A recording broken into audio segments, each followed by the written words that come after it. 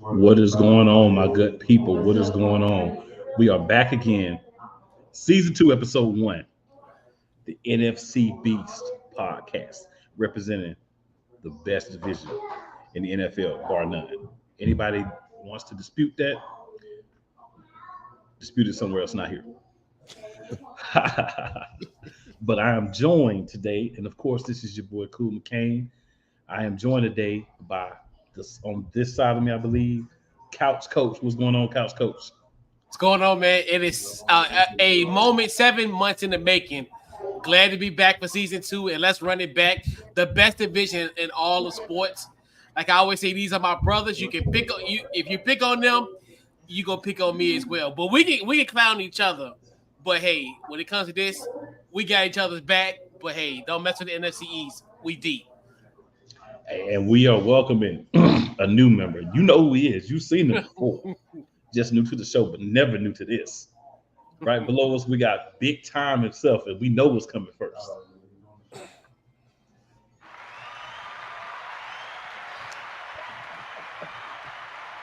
So they done pulled me out of the. I don't know where I'm just here. I didn't know what this audience is. Hello, everybody. If you don't know me, you will before this night is over. I guarantee that. Glad to be with the brothers here tonight. I don't know. I appreciate the pleasantries, but when it comes to NFC East, I don't know what y'all gonna talk about, but I ain't never like Washington. I'm just sorry. I ain't never like Philly, and I definitely don't like the Giants. So I mean, I'm just saying hey, let's have a good night. Let's try. He said, "Let's try to have a good night." Yeah, Hey, that's how it is around here on the Beast, man. I mean, it's not always love, right? It's love between us as people. But sometimes about teams, especially certain weeks, things get a little dicey. Oh yeah. You know. But gentlemen, we'll start off with just a little recap of our seasons from last year, and because we aren't able to have our Giants brethren with us this week, we'll go ahead and do that forum. But we'll start off first with our newcomer here, Mr. Big Time himself. Would you like to just give us a quick synopsis, recap of your season last year? Just to, get everybody's mind re-wet to how things were rolling for everyone last year in this grand division, of course. 17 weeks. Cowboys were 12-5 overall. Sound pretty good to me.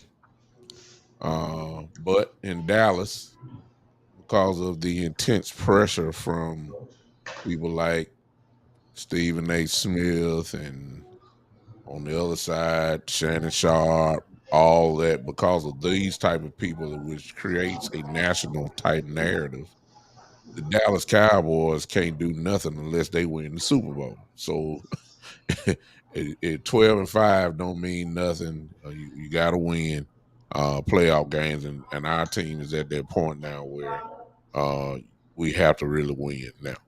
All the pieces are in place. Last year, the defense got better to the point where we were top 10 type defense, led the league in turnovers and all that. We were good.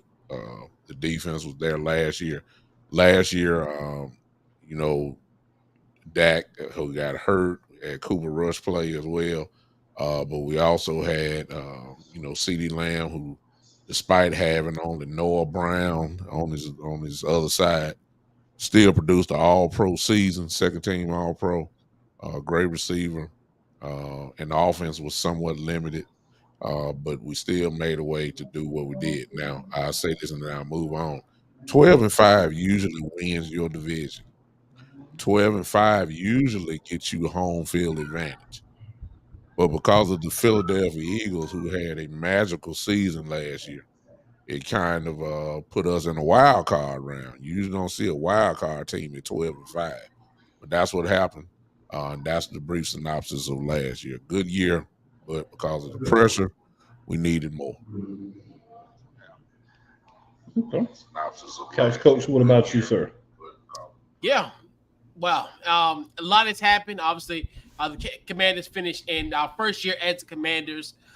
We finished 8-1 in the season. Obviously, as we started the season last year, Carson Wentz was our starting quarterback.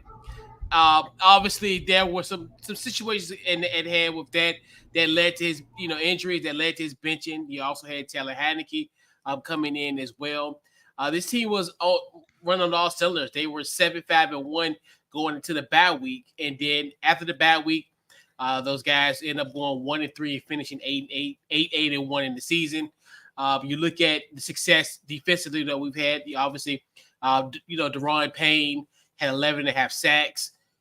So you look at the success of that. This defense did continue to improve week in and week out. The quarterback play, like I talked about it, where there were situations where this team did have opportunities to make the playoffs, but it failed to capitalize on those. It was just one of those seasons where it was ups and downs. Obviously, we had win streaks. We had a 4-game win streak once upon a time. This team definitely struggled offensively. They were one of the worst offensive teams in the league last year. So a lot happened last year. Just glad that 2003, the calendar is struck here, and we're a brand new season and a brand new start.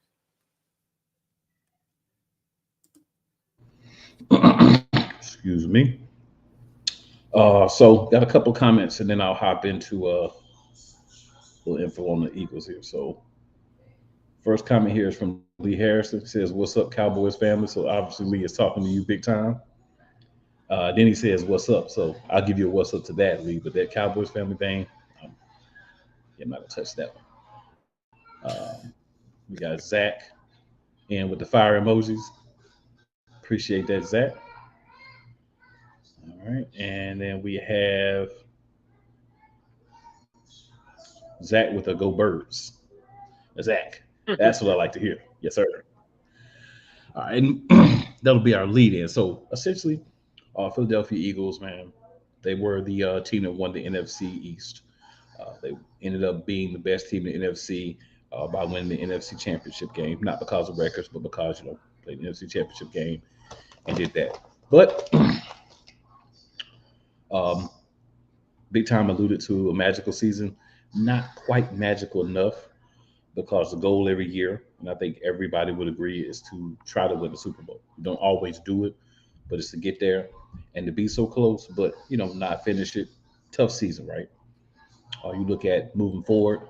A lot of times you have teams that they make it to the Super Bowl, to the NFC Championship. They don't win. The next year they don't go back. So history is against the Eagles moving forward. But we spit in the face of history.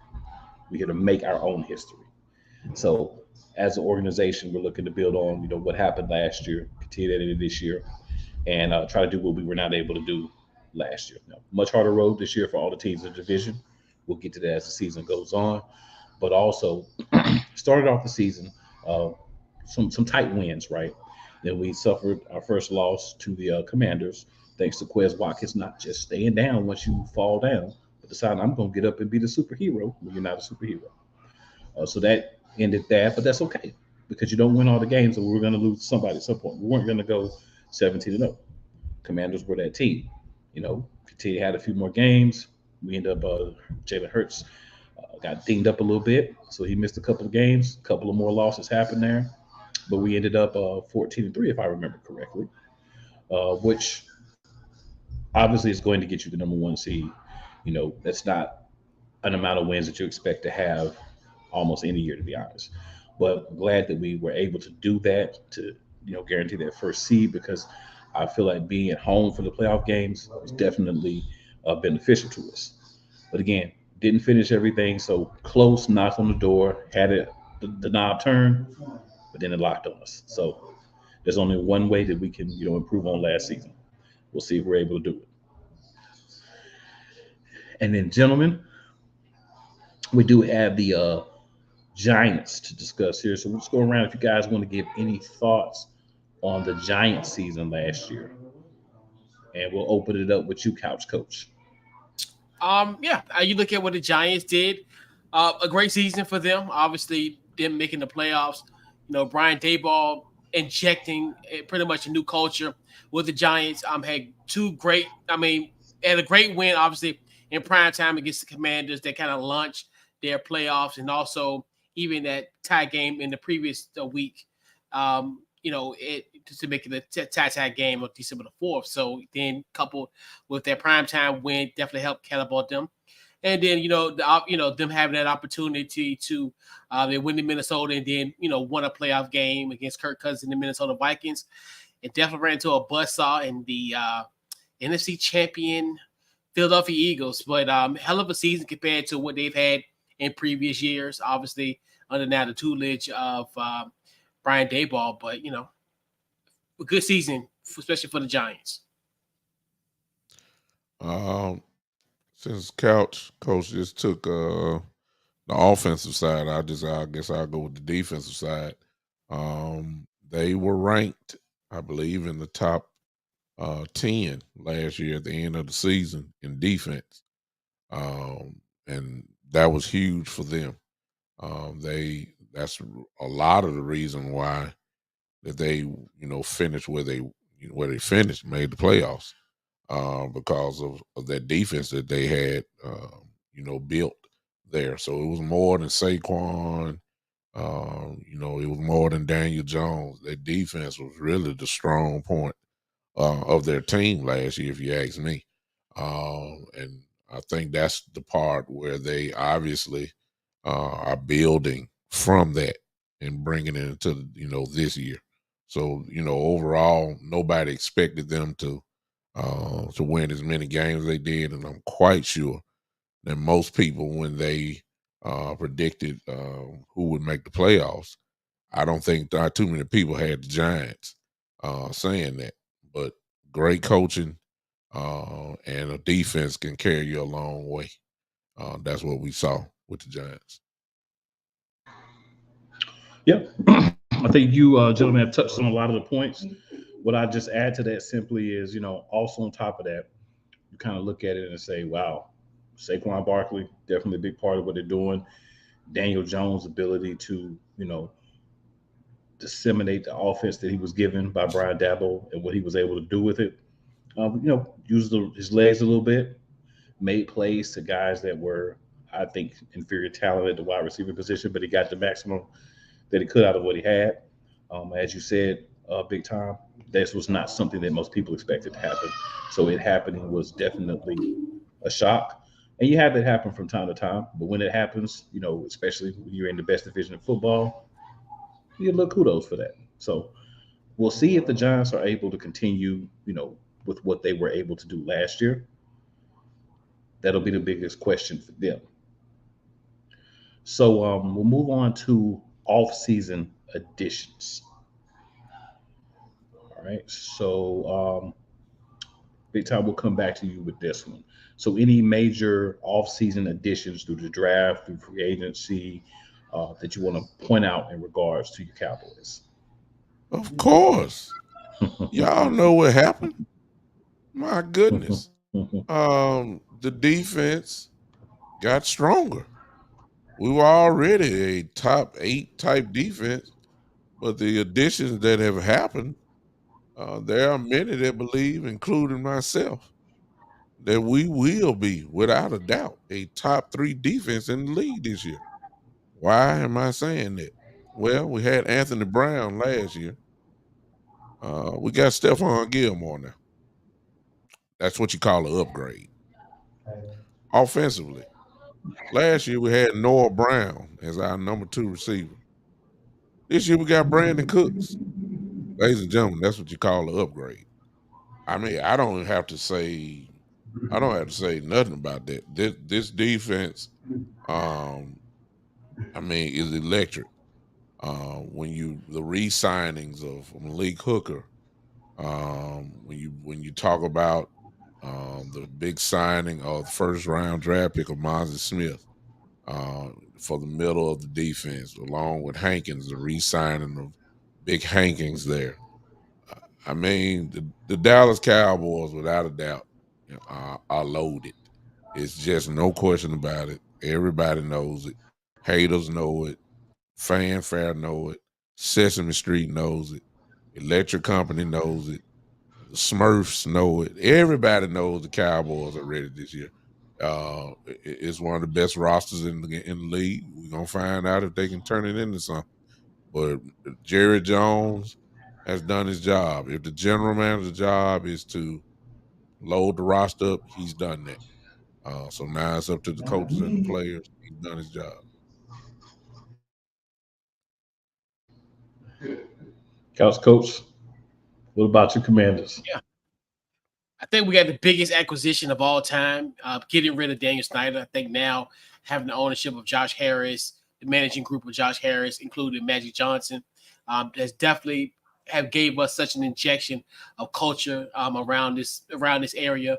So you look at that's one of the biggest major acquisitions. And then another one was Eric Bieniemy. I think you bring in Eric Bieniemy, obviously the former offensive coordinator with the Kansas City Chiefs. You look at what he has done under, with Kansas City, with the two legends, Patrick Mahomes, and just that offense all alone. So you bring a guy who essentially going to have playmakers on his Washington Commanders team and make them better. They go from, I think, essentially one of the worst offensive teams last year under the tutelage of Scott Turner. And now, fast forward, you bring in a guy like Eric Bieniemy, who, as we've seen, has command the room, no pun intended, and he has revamped his offense. You look at some of the upgrades that they've had. You look at the defense. You look at where defense, the biggest issues was essentially the cornerback position. They pretty much showed it up when you got a guy like Emmanuel Forbes, where he's one of the all-time leaders in NCAA history as far as pick sixes wise. So you get a guy like him as far as to help you defensively and create those turnovers. Then along with a young guy like Juan Martin in the draft. I definitely think this team is definitely well improved compared to what we were last year. You just look at just the overall picture where now we're not going to be the butt of jokes when it comes outside of X's and O's. We can really focus on the game, not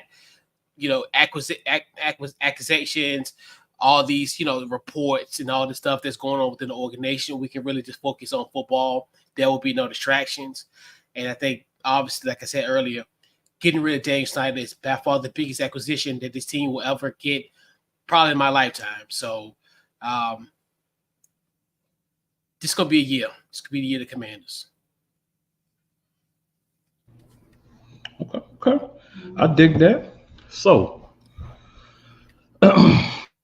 just going to talk about a few of the additions that the Philadelphia Eagles have, because we may not have time in an hour to talk about them all in detail at least. But offensively, a couple of big moves, I think, future-wise. Not a lot of moves that are going to affect the team at the moment. But offensively, we added Olamide Zaccheaus from the Atlanta Falcons. What's important is this was a guy who was never in question about being one of the top 4 receivers on the team. Right now, he is slated as the number 4 receiver. I think throughout the season, we'll see him move up and take the slot position because he can run out the routes. He catches the ball. He high points the ball. He attacks the ball. So if Quez Watkins does what he's done in the past and falters, Zaccheaus will be able to slide in there and give us some great production. When we look at the offensive line, the only key addition was the drafting of Tyler Steen. It's the 3rd-round pick from this past draft. He did not win the right guard position. That went to Cam Jurgens, who is our center of the future, at least as of now, depending on how he performs. We had Leonard Dickerson that was supposed to fill that role as well, but he did so good at left guard. He ended up staying there. We brought in Albert, I'm just going to call him Albert O, via trade. He was going to be cut by the Denver Broncos. We ended up bringing him. He actually ended up making our roster as the 4th tight end right now in the depth chart. And then who I hope ends up being our backup quarterback, Tanner McKee. Is Tanner McKee great? By no means. But the other offensive acquisition that we had, Marcus Mariota, did not look like he belonged on an NFL team as a 1, 2, or 3 quarterback in the preseason. So hopefully Tanner McKee is able to use his talent and take that position. Now, on the defensive side of the ball, we know a lot of losses. Everyone's talked about all the losses that the Philadelphia Eagles had. Both of the starting linebackers left. Both of the starting safeties left. Philadelphia Eagles, lost pieces. Javon Hargrave left. And those things happen, right? There's only so much funds to go around to pay individual players and to have for a team. So some guys are going to price themselves out of what you're willing to pay. big shout out to those guys who went other places and were able to get those big money deals that just weren't able to offer them. So on defense, major additions to the team. Late addition, actually, Zach Cunningham. He's going to end up being our starting wheel linebacker. Middle linebacker, of course, is going to be second-year player Nakobe Dean. He was on the team, got some playing time last year, but he's going to be the guy this year. Green dot, he's calling the plays. We look at bringing back Darius Slay and James Bradbury in free agency. I think great moves. Two great veteran guys who played well together, and in my opinion, and most non-Eagles fans as well, one of the top cornerback duos in the league. Terrell Edmonds, our starting strong safety, was brought in from Pittsburgh. Reed Blankenship elevated another second-year player that we drafted ourselves. And then we look at some of the backups, right? Jalen Carter, first-round pick. He's the backup right defensive tackle, but he's playing behind Jordan Davis. Nolan Smith, still, I believe, in every sense of the word, our other first-round pick. He's playing behind Hassan Reddick. Keely Ringo is going to be learning at the feet of Darius Slay. I can't think of a better person that I would want to teach my young corner how to play in the league. And this is a gentleman who also has a chip on his shoulder, fourth-round pick, a guy that had one or two bad games in college in total. One just happened to be the national championship game. And Marvin Harrison Jr. makes a lot of guys look bad, but it's okay. That was part of what precipitated him landing in Philadelphia. Sidney Brown, he's going to take somebody's job at safety. I'm thinking Terrell Edmonds' job, but he's at least going to push for playing time with his outstanding play in the preseason and in the OTAs. And then Eli Ricks was a long shot by most, but he made the roster. So, I think the right guys were kept, the right guys were drafted, and we were able to do something that's very difficult to do, and that's reload when you lose a lot of pieces. So that's something we were able to do. I think, in the words of my colleague Big Time, right?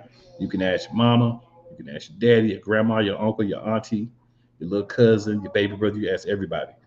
This Eagles defense is stacked. It is deep.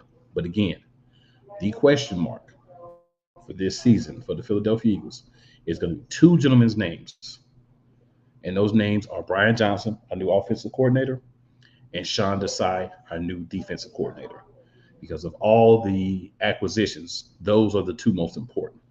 Those are the two people who are going to be looking at the offensive and defensive side of the ball, making the right adjustments, and hopefully using the talent better than their predecessors, especially on defense. I don't think that either one of us could have done a worse job on defense than that guy that we had last year. I'm not even going to say his name anymore because it just leads credence to him being important, and he's not. And we also have a shout out here for Big Time. Thank you for watching. And Queen is in the building.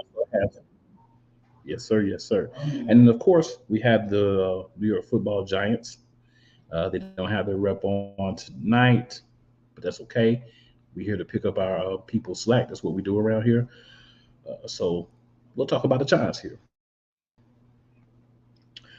So obviously with the Giants, the big thing with them is updates at the wide receiver position, right? Because they have to be better than what they were last year. They drafted Jalen Hyatt. They had Paris Campbell that came over, and then Isaiah Hodgkins. So these are some upgrades over what they had. Darius Slayton still there, Sterling Shepard still there. Right. So, a little bit of an upgrade there at the wide receiver position. I'm just going to cover the offense to allow our other guys some time to cover some of the other facets of the team. Obviously, Darren Waller, a huge, and when I say huge, I mean huge pickup for the team. Darren Waller, he's going to be that guy that's going to be a major security blanket for Daniel Jones. Matt Breida as a backup running back, another big pickup for them, as well as their second-round pick, John Michael Schmidt, who looks like he's going to be their starting center from this year moving forward. So that's going to shore up one of the positions that's been a little bit of a difficult situation for them. So they're doing a little retooling there on the line, retooling some of their players, and just becoming a better organization and putting better pieces and better that they can around Daniel Jones and Saquon Barkley. All right, Big Time will swing to you next, sir. The Giants. First of all, let me go and get this out the way. Probably the reason why we don't have a Giants representative tonight is because he knows what's getting ready to happen on Sunday night. That's the first thing. So you don't want to talk about it at all. I get it. I understand. But that's another whole conversation for another time. One of the things that you did not say about the Giants, I think they're going to regress defensively, even though they got Isaiah Simmons, which is a great pickup without a doubt. Their front four can damage a game. I'll give you that. But the balancing act to bring it back to, I guess, back to reality is that although they are pretty good on the front end of the, especially defensive line, they have 2 starting rookie cornerbacks this year. And if that is the case, their depth chart says that they have 2 starting rookie cornerbacks. The last time I checked, that ain't good. That's not good because unless you Sauce Gardner or Deion Sanders, Champ Bailey maybe, other than those guys like that, Jalen Ramsey, you're gonna be in trouble. So as good as they are, say it again. Say it again. Cool. PS2, Patrick Surtain second. Yeah, Patrick Surtain the second is obviously a great player. I throw him in. Yeah, let you one of those guys. I'm not knocking the brother, but I'm just saying 2 rookie cornerbacks. There's gonna be some growing pains, and it's gonna start Sunday night for them. So I think that because of that, they're going to regress. Without a doubt in my mind. Now, I will say this. The addition of Darren Waller is a huge one based off potential, though. If he can stay healthy, we all know what he can do. He's dominant. There's no answer for him, really, to be honest with you. He's on that plateau with, Kelsey, Kittle, Mark Andrews, those guys. That's where he really belongs. But the problem is he can't stay healthy, or he has some type of attitude problem. He quits on the team like he did the Raiders. Maybe he's happy now. There was a report that came out last week that he was just a couple of days ago saying that ain't a game time decision. They could be playing a little poker with the Cowboys there, but still, it's the same old thing with him. He always hurt. Enjoy the Giants and enjoy him while they can. He's a big piece because he will alone make Daniel Jones better. He will. We've already seen him with Saquon, so we know what he can do. But when you add a Waller to that, who would be probably no doubt is his highest ranked receiver, I don't even think the wideouts would really they'll be secondary compared to Waller if he's there. He would be their best receiver, and he's a problem. I would give you that. So it remains to be seen if he can stay healthy. But if he is, the Giants are better offensively, but defensively, the Giants there's 2 rookie cornerbacks back there. I don't care. I don't care if they were first team All-Americans. This is not the college. This is the NFL. We coming at them. Everybody's gonna come at those 2. That is the game plan for every offense in the NFL. Go attack those 2 rookies until otherwise, until they bring a veteran in or something. So that's all I got for that. Make some good points, Couch Coach. What you got? All right. Yeah, like you said, to echo the sentiment, especially offensive wise, getting like a Darren Wall, I think that's great acquisition. That like Isaiah Simmons is the sneaky acquisition that they have. Obviously, you got somebody who pretty much he's going to be the spy So it's gonna be one of those where week in and week out, your quarterback's gonna have to know where Isaiah Simmons is. So I definitely think that's a great pickup. And I think especially now coming from Arizona, I think this will be a great opportunity for him to pretty much kind of get his career back in focus. And the two corners, I think you said it will be like a baptism by fire. You look at Trey Hawkins from ODU and also Deontay Banks. There will be a situation where they're going to get tested, and that's the thing. That's going to be the biggest issue. Are they going to pass that test or fail that test? And and the thing about it, I understand from the Giants standpoint, hey, you got to start from this because everybody is wide receiver heavy in this division. So obviously, these guys are going to learn, like you said, like what Big Time said. You got to go against CeeDee Lamb. You got to go against those guys. You got to go against AJ Brown. You got to go against Devontae Smith.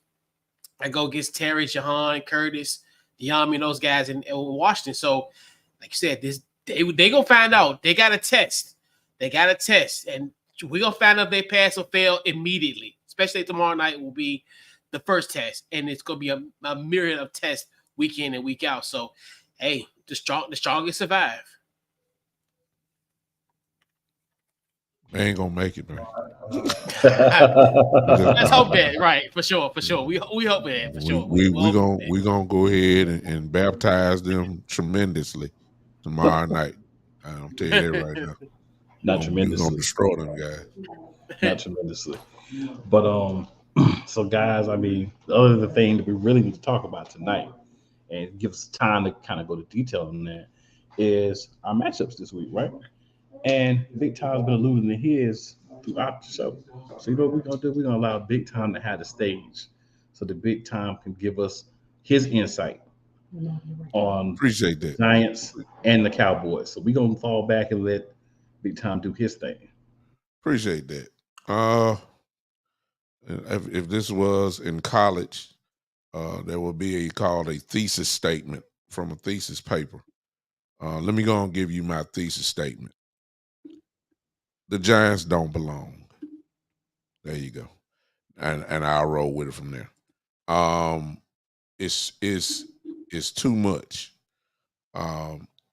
If Saquon goes off, we got a different story. I just don't see him going off. It just don't happen. The Cowboys have not lost to the Giants, a Dak Prescott-led team, since 2016. They beat them 10 games in a row, and I know that's the past and all that, but this team that the Giants have right now, maybe we need to play this game maybe by week 12 where they'll get better. I believe that Dak Prescott is going to go off tomorrow night, even though a lot of people saying he shouldn't, but the matchup demands that he go after these guys tomorrow night. Rookies on CeeDee Lamb or rookie on Brandon Cooks. I mean, come on, man. We got to go at them. It's not a running game tomorrow night. We have to go at these guys. Let's go. I'm expecting Dak Prescott tomorrow to throw the ball over 35 times tomorrow. That's what we don't want, but the matchup dictates that. Defensively, it's a mismatch. I saw a stat today. I did my show today. It blew me away. The Giants last year, their offensive line was the 30th ranked offensive line in the game last year. It's only 32 teams. They were 30. And that includes pass protection. They were ranked 30th individually in pass protection. Well, they lost their center. They lost their center, and they brought in a new center, and everybody else is back. This was pretty much the 30th ranked pass protection team offensive line. Well, guess who they get to see tomorrow night? A team that is loaded with pass rushers. Everybody want to talk about Michael Parsons and DeMarcus Lawrence, but everybody keep forgetting we got Dante Fowler. We got Dorrance Armstrong. We got Sam Williams. These are our pass rushers. I mean, we coming. If that's what they have to offer, the 30th ranked offensive line from last year, and they coming back pretty much as a whole unit. And I don't think the Lord above touched them where they'll be, switched from being 30 to all pros and, in the offseason. That is just not going to happen. So it's good. They're going to get tested tomorrow, and I'm predicting that the Cowboys will win by 10+ points. And in this division, that's rare because the line usually is somewhere 3, 4 points, maybe something like that. But I'm expecting the Cowboys to blow these guys out tomorrow. That's just and I'm not being a homer. It's just too many mismatches everywhere, offensively and defensively. But at the same time, that's why they play the game. We'll see exactly what's going on, but I think we're gonna rip these guys apart tomorrow night. All right, and Couch Coach, man, I'm gonna give you the same opportunity. So let us know what's going on with this Commanders bunny cupcake game y'all got on Sunday. Wow. Absolutely. This is by far probably one of the biggest season debuts in the Washington Commanders, Redskin football team in quite some time, in multiple decades. Obviously now with Josh Harris at the helm, the legends coming back. Champ, like talking about big time, Champ Bailey's gonna be in the house. Sonny Jurgensen gonna be in the house. RG3 gonna be in the house. It's gonna be by far one of the biggest events. You think to yourself, this team, this is a sellout. This is gonna be a sellout game. Even the stand still tickets, where you just stay in the stadium, are sold out. This matchup against Arizona is gonna be definitely a very interesting, because like, even though we talked about your guy, we don't want to give him any credence because it seems his importance. So he'll be making his coaching debut with the Arizona Cardinals. Your former DC, cool. So you look at that. You look at Washington. I think one of the biggest things is that really going to help. I think this Cardinals defense. That's the reason why your boy is the coach now with them. You look at, I think, Sam's going to have a great opportunity, because you look at Arizona from last year's standpoint, as far as from a passing completion against their opponents, is one of the best in the league as far as. So Sam Howell will get that opportunity to throw that football and give him some time. You look at that offensive line for the Arizona Cardinals. I mean, the defensive line for the Arizona Cardinals is not scary at all. You look at where I think that line, with their defensive line, none of them amassed more than 5 sacks. So I think that's going to allow Sam to do his thing. You look at from the wide receiver standpoint, I think you look at a matchup. You look at Marco Wilson versus Terry McLaurin. Definitely, I think it'll be a matchup, especially if it's a one-on-one. He'll definitely take care of that as well. So you look at what they got there. So then defensively, you look at Arizona. You look at now they're starting quarterback, and now we talked about it on your show Tuesday on Cool, where I thought Clay 2 was going to be the starter, but now it's Joshua Dobbs. So it's definitely going to be an interesting matchup for him. I think the thing about it is he going to be able to handle that pass rush that you look at. Now you look at, you have Deron Payne, Jonathan Allen, Montez Sweat. No Chase Young for tomorrow, so that's I know that's breaking news in a sense for some. That Chase Young isn't playing, so you look at maybe James Smith-Williams taking over for Chase in that spot. So you look at 4 formidable guys from the interior and on the ends.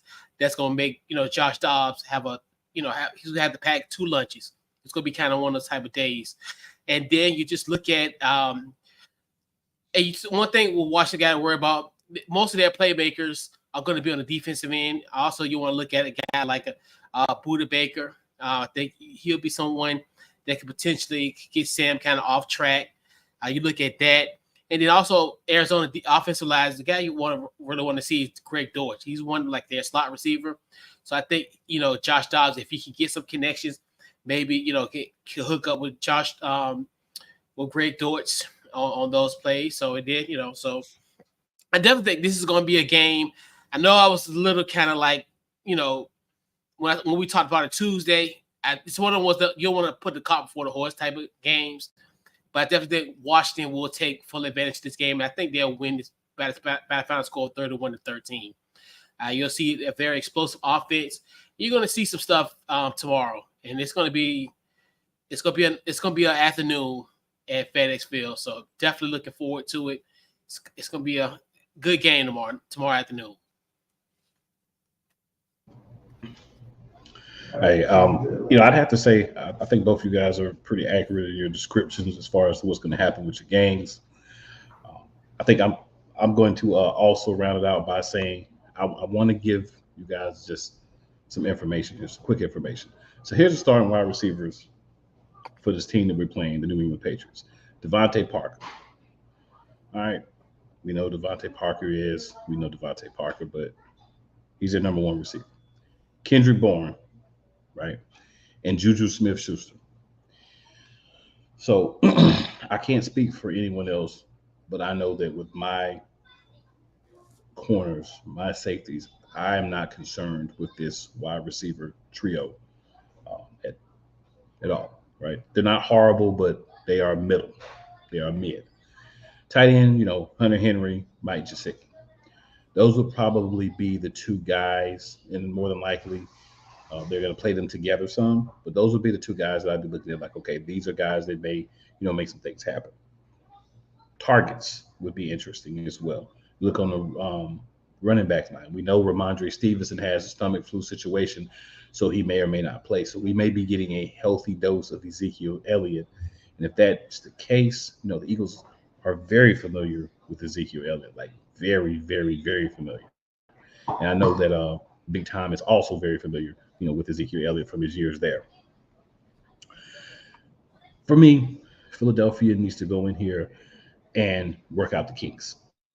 I don't think this game is going to be as big of a blowout as some people do because we showed last season, first week of the season against the Lions, we were able to win the game. But it took some time, right? We had a new coordinator, new players. We had to get everything together. That was Steichen's first season as being the play caller from game one. We saw what happened with the defense last year. Those guys took some time to jail. And if you do ask me, it was really without the coordinator because I've never had a lot of confidence or faith in him as our defensive coordinator. That's been well documented on this show as well as Eagles Elite. Got plenty of receipts if anyone doubts what I'm saying. But my biggest concern is just the amount of time it'll take for everything to gel in real play time. Because we have now teams like mine that have these new coordinators. In the preseason, you don't play a lot. So they don't get a chance to be together. They don't get that chance to say, okay, here's who we are, here's what we're going to do in the preseason in game action. Right? You get it in, practices, joint practices, but not game time. So adjustments, adaptions, those things, just to see how those go for these new coordinators. I think it's going to take a little time. I still have us win this game. I have us actually win this game 28-16. I have the Patriots only be able to get one touchdown and their field goals for the remainder of their points. I think they will threaten early. I think they'll be in some situations, but they have Whack and Cheese as the quarterback. I've never been high on him. I wasn't high on him when they drafted him. I haven't been high on anything I've seen from him. If he comes out and shows me something on tomorrow, then I'll come on here next week and say, hey, even though we did win the game, Whack and Cheese showed me we'll just call him Mac and Cheese moving forward. If he comes out and plays the game I expect him to play, Whack and Cheese will be his name moving forward. They do have a good defense, so that's why I'm not sitting here saying, oh, the Eagles are going to go out there and score 35, 40-some points or anything, real wild. I'm just saying I think we'll be able to get some touchdowns through the ground, through the air, and probably one pick six off of Whack and Cheese. So that's where I get the 28 from. I think that's where we're going to sit. I think it'll be a very solid game for us to kind of measure ourselves up, NBA talent, get all the kinks out, and prepare ourselves for a short week in the game on Thursday. Absolutely. You were saying that because you heard. Wow. Good old Whack and Cheese. Yeah. Wow. Hey, nowadays, man, you get what you earn. You earn Whack and Cheese, I'm going to call you Whack and Cheese. Yeah. Good old Whack and Cheese. Wow. Whack and Cheese, man. Until he proves me otherwise, that's who he is. Wow. So, gentlemen, we're about. That should be a delicate episode. Oh, go ahead. Go ahead, Couch. Go ahead, bro. No. I was just saying that should be served in Massachusetts. That should be a dish that be served in Massachusetts.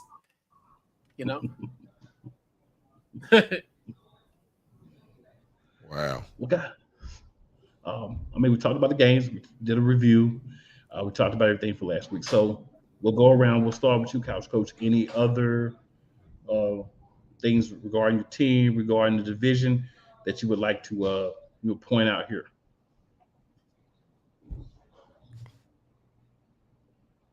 Or are you good to go? Me? Nah, Coach. Oh, I know you much, have but to I definitely. So obviously in the match against Arizona, if I can, I'm here. I think. Can you hear me? Okay, you hear me now. Good. I'm good. Okay. Yeah. In the matchup against Arizona, there's 3 local guys that I got a huge shout out for the Arizona Cardinals.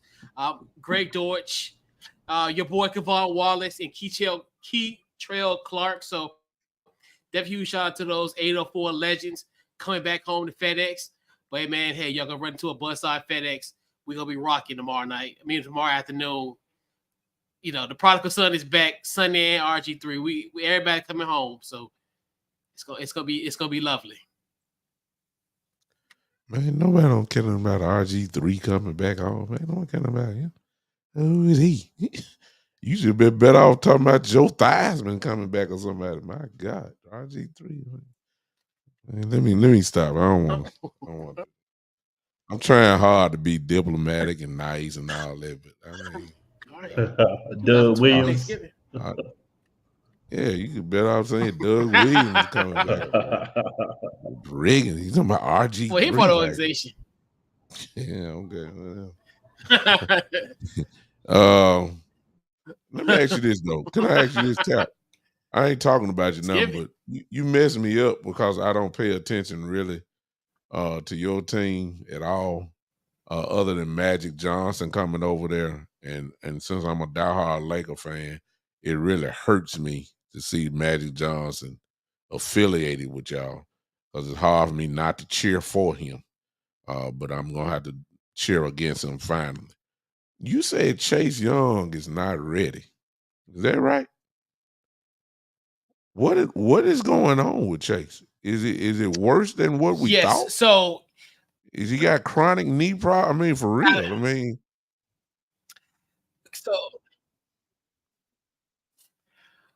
so this is what. So obviously, if you about a month ago in our first week against Cleveland, he left the game with a stinger, and I'm not a doctor, but if you look at WebMD, stingers only last maybe a few days, if that.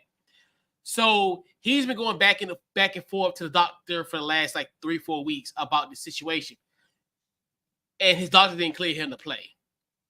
So something's going on that I don't necessarily think that people want to divulge in a sense because doctor didn't clear him, and that's strange that a doctor at this point wouldn't clear him.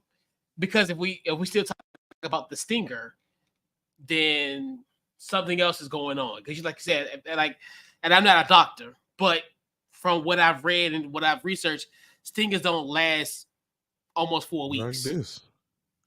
Not like this. So what's going on? It's a mystery. You start talking about stingers and it's lasting this long, you got a neck issue. And in this game, neck issues don't stay in the league too long. Because it's just you can't. I mean, we've had that with LVE, and he struggled since he hadn't played a whole season since his rookie year. He's just about guaranteed to have some type of problem with his neck, and you can only do that for so long, especially in this league, especially at the position that he plays. And Chase is the same way. So I was just wondering, I thought it, like I said, I don't pay attention. I thought it was his knee. But since you just said now a stinger, that's crazy. Let me say what I have to say and I'll get out the way. For us, it's put up or shut up time. That's really all I can say. The Cowboys have put themselves in a position where there are incredible high expectations. Wild card win, that's not going to get it done this year. We got to have more. A divisional round win, which is something they haven't done in years. I don't even think that would be enough. NFC Championship game appearance might be enough to, when I say enough, I'm talking about enough to keep jobs now. Even though Mike McCarthy's won 24 games over the last 2 years, when your expectation is way up there, anything less will put you in the fish grease. If you allow me to say that, you'll get hot real quick because, and I think that we are there at that point now. I don't think that, unfortunately for us, and when you put this type of roster together, like we have, you don't get the chance to go under the expectation. I really believe that the expectation right now is the NFC Championship game minimum, and there are some that say that they need to get to the Super Bowl this year. So that's pretty high. So we got a long season ahead. Of course, injuries play a major part of everything. Hopefully, we can stay as healthy as possible, and then we can go ahead and possibly obtain this dream. I will say this: my defense, I have expectations for them, high expectations. If they play like I think they can play, then we're gonna be all right this year.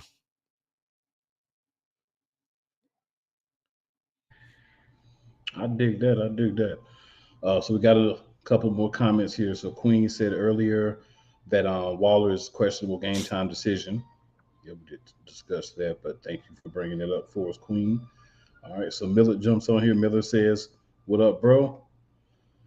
And then he hits us with the "Go Cowboys." Yeah, so you know he ain't talking to y'all. So you Yeah, know he ain't who he talking to came me. from. Yeah, he He talking about talking. Cowboys. He ain't talking to me. Say Yeah, Cowboys. he He ain't ain't talking talking to to me. you. He ain't It's like talking if to he you. ain't even there. Yeah. But I do appreciate you watching, though, Miller. I do appreciate you watching, but you ain't talking to me. There you go, Miller. We here, Miller. We here, baby. That's all right. That just means that Couch Coach, me and you, and Wise, if you ain't here tonight, we got to get on our job because these Cowboys fans trying to come through here and act like they the only one that got people that support. But hey, all we Man. go off is what we see. I had one Eagle in earlier, but hey, it is what it is. But for Giant the fans Philadelphia, mighty quiet right now. You don't hear too much talk. Cause see, they know what's in. They know what they get. What's on the way. They know. They gonna cold talk blooded, after this week, but this week here, everybody on mute. Just cold mute blooded. everywhere. They know. They know. Trust me. They know what's coming. They know. Man, for the Philadelphia Eagles, this is a season of, in a way, redemption, right? We got to the door, but we didn't open it. We couldn't kick it in. We didn't get the job done. You know, people can have different complaints and different reasons why, but at the end of the day, there's one thing that's a fact. Philadelphia Eagles lost the Super Bowl. You know, you talk about whatever you want, why, but they lost. So in order to improve, there is only one thing that the Philadelphia Eagles can do, and that is win a Super Bowl. Win the division, that's cute, that's wonderful, that's great. You know, it feels good. You get your little T-shirt if that's what you care about, right? Winning the NFC, it has some importance, it has some merit. You can say, hey, we're the best team in the NFC. But at the end of the day, you could be the seventh seed, barely win the NFC Championship game and win the Super Bowl, and you still the champs. So again, as an Eagles fan, call it homerism, but the only thing we could do to be better is finish the story that we did not finish last year. So I can sit here all day, I could talk about we got new pieces, we got new coordinators. Oh well, it's the NFL. We got a gel. We have to be ready to play together, and we have to show that last year was not a fluke. And the only way for us to do that, number one, we got to get back. Number two, we got to win it. Anything less, and it's a down season from last year. That's just the facts. So fly, Eagles, fly, and let's finish it. Big time, like you got something you want to say there, sir. This is an open space where you can speak your mind freely. If that's the goal, you ain't gonna reach it. I mean, the way I'm looking at it is cool. I need about 4 games to really gauge this thing, like I really need to. But we're not in y'all way because y'all progressed, but y'all definitely ain't in our way. We gotta take y'all out, man. It's just that simple. We got to take y'all out. Where y'all been last year, that's where we trying to go. And we can't, unfortunately, 2 NFC teams can't go to the Super Bowl. This is true. Is one, and I'm quite sure there was some 49er fans in here. They might have a little, argument themselves.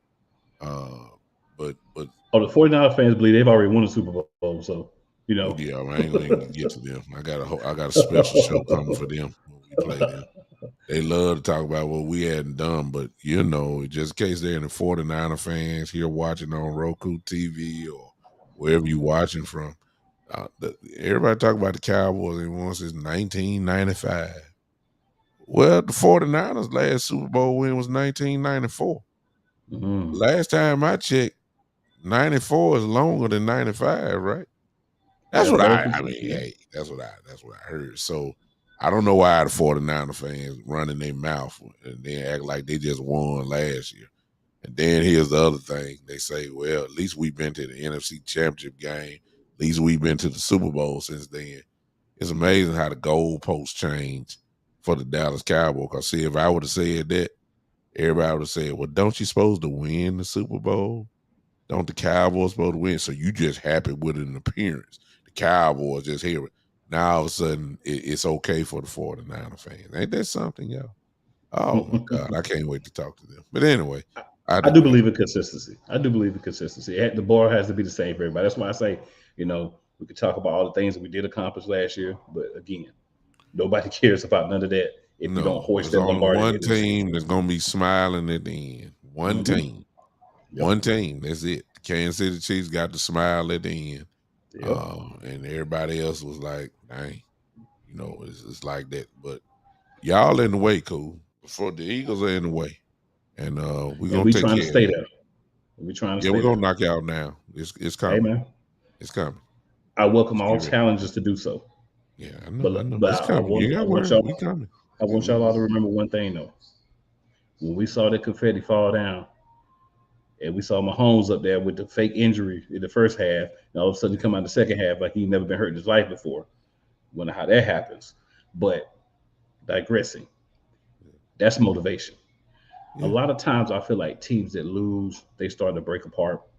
They start to blame each other, changes, they don't use it as the right motivation. They don't say, hey, we lost. Shut up all the excuses. We lost. Let's go back and win and get the dirty taste out of our mouth. Yeah. I believe that this is what I'm seeing from this team.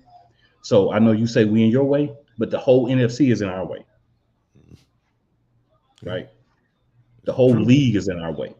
Yeah. History is in our way. Everything is in our way.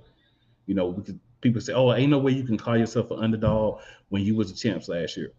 People don't lose and repeat. People don't lose and go back and win. One team in the modern era has done that. One. Yeah. So history is against us as well. Hey, there's no guarantee that we're going to do it.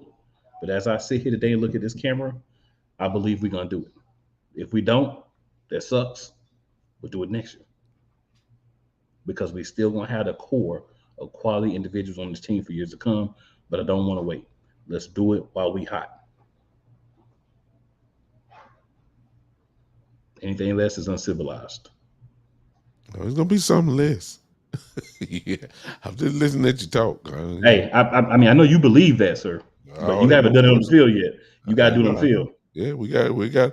That's why I said, let me see a sample, because in y'all case, cool. You're gonna see it. It's gonna be something to deal with to try to come back with two coordinators gone. That's huge. I'm gonna tell you this right here. That's huge now. The defensive coordinator was a hot steaming pile of monkey poo. Yeah. So losing him is no loss at all. The offensive coordinator, That defense went to the Super Bowl though, Kill. Come on now. Did go to the Super Bowl and it lost in the Super Bowl because the coordinator was trash. He even admitted that himself finally. He even said himself, direct quote, "I was the reason we lost because the defense wasn't good enough." Direct quote from Jonathan Gannon, finally admitting the truth. But you know what? It's all good because it's all in the past now. This season, it's redemption time. And nobody didn't believe it. But these are the same people that said last year that there was no way we could do what we did. Right? Those what I call haters. Those are what I call naysayers. Mm-hmm. So continue to hate. I ain't gonna say nothing because see, I'm not gonna say nothing because y'all defending champs. So I respect y'all that way. So that's all I got. You notice how the Washington fans just quiet over. You see how Couch right there? You see when the big boys talking, you can't get in the conversation. See what I'm talking about? If the Giant fan here, he'll be sitting here quiet too. Well, Cause y'all can't get nothing to talk about. Well, so y'all just let us you let us well, talk. We was 8-8-1, and we're gonna prove it on the field, and that's what we're gonna do. So week in, week out, I'm quiet now, but when we suit up, we can talk. Yeah, I'm gonna let it play on the field. Yeah, for sure. Okay. That's the truth. For sure. I'm with you. Right. So, gentlemen, would you like to let the people know where they can find y'all, and then we're gonna play go on the ahead field. and move on out of here. For sure. No sense talking now. We getting out of here now. Just hold down, cool down, simmer down. We coming. Don't worry about it. Y'all come to us, and we come to you. So don't worry. What'd you say? Cool. I'm sorry. You good? I was just saying, would you gentlemen like to let everybody know where they can find you guys' wonderful shows and productions before we get out of here? Man, I yield since he couldn't talk too much for the last 5 minutes. Go on, let Couch Coach talk. Don't let him talk. Go ahead, Couch. Go ahead, Couch Coach. Good. Okay, all right. So pretty much social media, Couch Coach Live, couchcoachlive.com. Also, watch the Commanders podcast, Commanders in the chat. That's pretty much any way you get your social media, Commanders ITC. And man, that's where you catch me. Ladies and gentlemen, I'm Big Time, the Big Time Show. Just to make it very simple, you can go to Facebook. Just type in the Big Time Show. You'll see the symbol there, and you can even click on the video just to make sure it's me. You'll see my face. Or you can go to YouTube, the Big Time Show. Again, check out the videos, and you can see that whichever page you come to, please just follow or subscribe to it, and then get those notifications turned on when I go live. I've had a little change in scheduling to the point where I don't know exactly when I'm coming on, but that's what those notifications are for. If you turn those on, you'll see when I go live. All right, the Big Time Show, Facebook or YouTube. Thank y'all. So yeah, I'm just going to make this brief. So if you go to playcallersportstalk.com/live, there you can subscribe to the channel. Multiple shows on that platform. Monarchs of Wrestling on Mondays at 6:30, NFL Matchup Madness Tuesday at 9 p.m. And these times are all Eastern Daylight Time. Friday, Play Caller Sports Talk Show at 7:30 p.m., 9 p.m. on Fridays, the NFL Gridiron Flex. And of course, you can find me here every Saturday. On Wednesday nights, you go to youtube.com/@Eagles Elite Podcast. So youtube.com/what's after Cool McCann right there at Eagles Elite Podcast. And you can sign up for the Eagles Elite Podcast Show. As Mr. Big Time himself said, make sure you leave those subscribes, those likes, and those shares, and definitely hit that little notification bell, because then when we do things like tomorrow, what we're going to do at 3 p.m., and we're going to preview the game against the New England Patriots, you can hop on. You can interact with us. You can talk about it. You can leave your thoughts. And hey, at some point, you may even hop on and be able to give your thoughts live. That's what we do with being interactive. But ladies and gentlemen, this is episode 1 for week 1, season 2, the NFC Beast. You see my man Big Time below me. See my man Couch Coach to the side. And I am Cool McCain. We appreciate you. We look forward to seeing y'all back next week. Bring a friend. Matter of fact, bring a couple of friends. And do us one favor. Tell 2 of your friends and tell 4 of your enemies. Just because they don't like you don't mean they won't like us. And we'll see you next week.